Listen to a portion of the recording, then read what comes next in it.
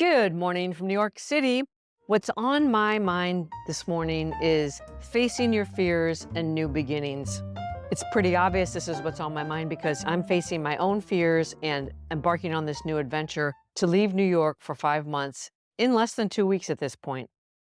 Truth be told, there have been many moments of heavy energy, not having the answers to the questions people are asking me, and this fear I have of traveling alone that keeps butting its head.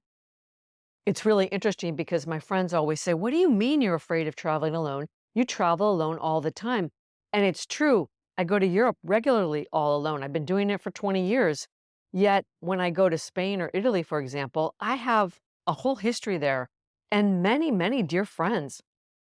I'm not quite sure where this fear comes from, but it's a real thing and I've been carrying it for so many years. So right now, I'm looking to rewire my thinking around that.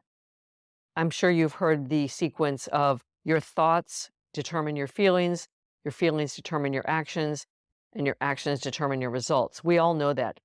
So, in order to look at this and face my fears and rewire my thinking, I've done two things. First, I did a goal setting workshop with my friend Susie DeVille. She's the owner of the Innovation and Creativity Institute, and she's been looking at current neuroscience and how it relates to goal setting in a way that feels more exciting and appealing versus the goal setting that is white knuckling your way to whatever it is you're trying to achieve. The other thing I did is something called a rapid rewiring method session with my friend Jackie Dumaine. That involved a series of questions. And as we were doing it, I realized that exactly this time, 18 years ago, I moved to New York. And I had this very vivid memory of the day I arrived.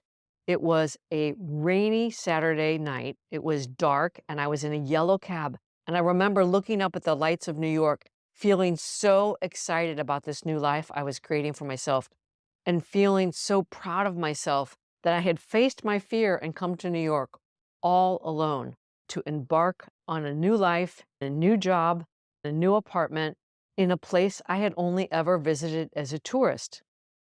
And so what happened is I let that feeling and that memory flood every cell of my body, and it shifted my thoughts.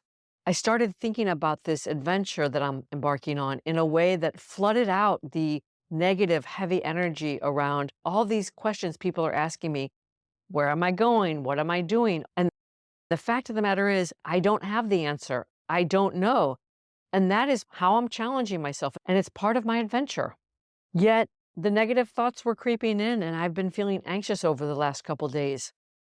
And I remembered how important it is to surround yourself with like-minded people, as I did in the goal setting session, and how important and powerful it can be to redirect your thoughts because it totally impacts your feeling state, and your feeling state determine your actions.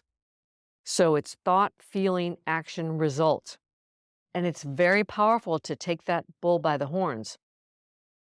I want to end with that question that my father used to ask me from a very young age. What's the worst thing that can happen?